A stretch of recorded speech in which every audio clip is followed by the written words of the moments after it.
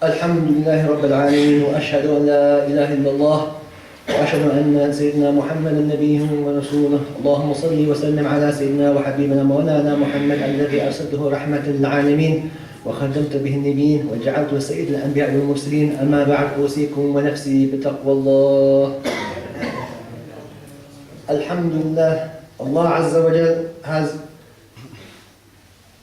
blessed us with a year that has been very eventful, and we are now coming to the end of the Islamic year 1434, and by next week inshaAllah ta'ala, or the week after, next week inshaAllah, we'll be entering into the new Islamic year of 1435 after the Hijrah, 1435. So this is the new Islamic year coming upon us, and the ulama would like to, in the end of the year, we'd like to talk about death, because the end of the year is the end, and we're going to begin a new year. So it's upon us to really think about the past year, and what has happened in the past year to us personally, and our lives, and what has happened, and perhaps what we can do better. So to this end, the custom is to talk about death. And death in Islam is not something that is very morbid, but it's something that's a very natural thing that people within Islamic faith and other faiths embrace with sadness, but nonetheless they embrace death, because this is a reality for all of us, irrespective of what faith you are, or if you have no faith. There's only one certain thing in life, is that you're going to be buried 6 feet under. Nobody in the history of creation has ever lived forever. So there's only one thing really that we can really all come to agree on, is that the certainty and the finality of this life, and that we're all going to leave this life. In the Quran, Allah Azza wa Jalla mentions verses just talking about death. And Allah subhanahu wa ta'ala says, كُلُّ نَفْسٍ ذَائِقَةُ الْمَوْتِ. Every soul is going to taste dhawq, is going to taste death.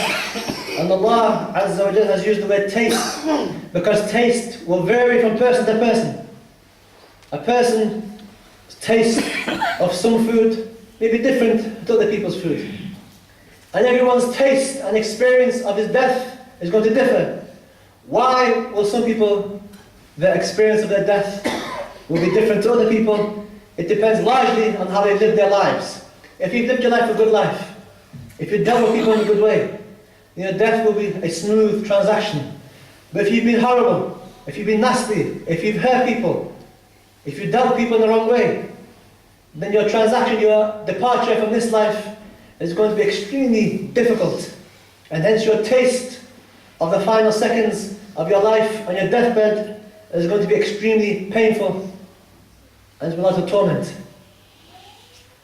And Allah Azza wa Jalla says, إِنَّمَا تَوَفُّونَ أُجُورُكُمْ يَوْمَ الْقِيَامَةِ. And it's only on the day of judgment that you're going to be paid, or you're going to be rewarded for what you have done. You're going to be rewarded either with a good reward or with a bad reward, depending on how you've lived your life. How have you spent these years, these short years? If you were to sit down and think, for those who are over 40, if you sit down and write everything you've done, you probably can spend several hours worth of memories from 40 years. That's all you can think of when you have several hours worth of memories. This is life is like this. And Allah Azza wa Jalla said, فَمَنْ زُحْزِهَ عَنِ النَّارِ. Those who are being protected, who are distant from the hellfire. وَأُدْخِلَ الْجَنَّةِ. And they've been entered into the heaven. Allah has put them into heaven because of how they lived their lives. فَقَدْ فَازَ. They are the true ones who've been victorious. The point of this life is to leave this life in a good way, to treat other people nicely, not to hurt, or kill, or maim, or blow up. That's not the point of this life, not the point of any faith. However, if you live your life correctly, you're going to be rewarded with a never-ending life in heaven. وَمَا الْحَيَاةُ الدُّنْيَا إِلَّا مَتَاعُ الْغُرُورِ. And Allah says that this life is a life of deception. This world is a stuff of illusion. It's one big illusion, one big mirage. Why? Because a mirage in the desert, when you're walking in the desert, and you're looking, and you see this fantastic thing in the desert, and you think it's real, and you go and you find out it's not real. At this point, a lot of this life, this bling bling culture that people like to call, lot of it's illusion. There's no substance behind a lot of this stuff in this world. The only thing you're going to really be bothered about is what you're going to take to your grave. So when you're buried 6 feet under in Ely, or whichever cemetery you're going to be buried in, your car is going to remain behind, your career is going to remain behind, your wife and your children are going to remain behind, your friends are going to walk away, they may shed a few tears, but a year later they probably forget about you. All you're left with is what you did. And how much time you spent thinking about what you did and preparing to do good. That's the only thing that's going to benefit you in the grave. And there was a man once, he was in Yemen, quite a rich, wealthy man, and he put in his will that when my casket is brought out and I'm dead, put my arm out, leave my arm out empty. And they asked, why? Why have you put this in your will? So he said, because I want people to see that this, look, I'm taking nothing. All this wealth that I had headache over, that I spent hours sleeping or not sleeping, I had problems and disputes with my family and friends, and I probably did things that were wrong. All I'm taking from it is this. Leave my hand out empty, that's all I'm taking from it.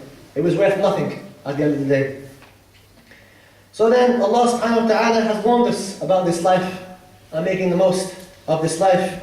And in a beautiful hadith, the Prophet sallallahu alayhi wa sallam has said, Kun fi dunya ka gharib. Be in this world like a stranger. What does this hadith mean? What does this saying of the Prophet mean? Be in this world as a stranger. If you ever travel to a country, if you ever gone anywhere, and you feel strange, you don't feel welcome, you feel in unfamiliar territory or an environment, you're not going to feel very comfortable. You're not going to sit down. You want to leave quickly because this is unfamiliar to you. It's not very comfortable being around unfamiliar faces or an unfamiliar environment. And that's what the Prophet is saying. This world, be in this world like a stranger. You don't fit in. You don't belong. Because you don't belong here. You're just traveling. And the Prophet said, and if you can't do this, then be like a traveler. A'abir sabil. Someone just traveling by. You're in transit. You live from one country and you go maybe to Yemen or Somalia or Pakistan or Bangladesh. You may stop in the Emirates or you may stop in Egypt. When you stop at these places, you sit down and live there? You don't. If you're traveling on a bus and you stop off at different bus stops, you don't stop at the bus stop. You don't set up house. You don't live there. If you did, you'd be crazy. But this life is the same thing. We're not going to be here very long. You're just passing by. Get what you need. Be kind, be gentle, and leave this world in a nice way. So that's what our Prophet sallallahu alayhi wa sallam has said. And he's told us, خُذْ مِنْ صِحَّتِكَ لِمَرِضِكَ. Take, while you're still healthy, use the time while you're still healthy to do good deeds. Acts of charity. Be nice to your neighbours. Be nice to your children. Be nice to your wives. Be nice to your family. Be nice to people. Before it's too late, you can't do the things you wish you could do, because you become ill and sick. And our Prophet then said, وَمِنْ حَيَاتِكَ لَمَوْتِكَ. And take from your life, prepare, take what you need from this life for the next life. You see, so these are things, subhanAllah, some thoughts I'd like to share with you, for myself and for yourselves, for the preparation of this impending death. Every person is going to taste it. And the problem with death is that you don't know when it's going to come. You know, if someone told you, look, you know, there's been a threat on your life. If the police said to you, there's a threat on your life being made today, then you're going to be very wary. You're going to watch out for yourself. You're going to watch your back all day. But we have a threat that's been made on us that you're going to die. And we go around forgetting, not really preparing for it. So we need to prepare, inshallah, and behave accordingly, and make the most of the remaining week or so of this year, and entering into a new Islamic year. Those who've been missing Fajr, don't miss Fajr anymore in this new year. Those who are not praying Jum'ah on time, pray Jum'ah on time. Those who always come late for Jum'ah, try and go a bit early, barakallah fiqh. And those who are not behaving accordingly, behave accordingly. And in this Thursday, we have this thing called Halloween, which people like to celebrate. there's various issues there with Halloween. But one of the problems that we have is some of our youth on Halloween, which is this Thursday, if I'm not mistaken, they will go out and they will misbehave. Some of our young boys, mostly young boys, will go out and misbehave, and they will cause trouble. And the police will have to use their resources that could be used somewhere else. They have to use it looking after and keeping an eye on people. And they don't want to really be bothered arresting people, young people, because they've got other things, they've got other issues they need to deal with. You see, so be careful, parents. If your son wants to stay out on Thursday night, tell him to come back at home. Do something useful. And there's something in the pavilion for those whose children may be out. Go to the pavilion, but don't let your children go out and mess around and play around. And we also have the timetable, that next week the time will change for Jum'ah. وقت الجمعة يتغير إن شاء الله, and the time will be 12:40. يتقدم ساعة الصلاة. The time for prayer will be brought forward by an hour. And there's timetables that have been given out, inshallah. There's some mistakes in December. في أخطاء في شهر ديسمبر إن شاء الله لكن هم سيصححون إن شاء الله. The November timetable, there's some mistakes, they're going to be corrected. They're going to give out the new timetable, inshallah, in the following week or so, inshallah. But the November timetable is correct, inshallah.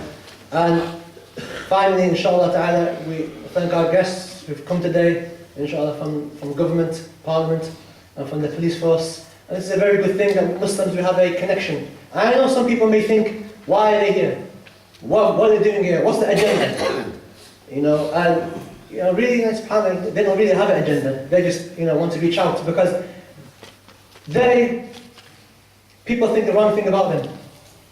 People think that the police are racist. Maybe some. They've got issues, minor issues.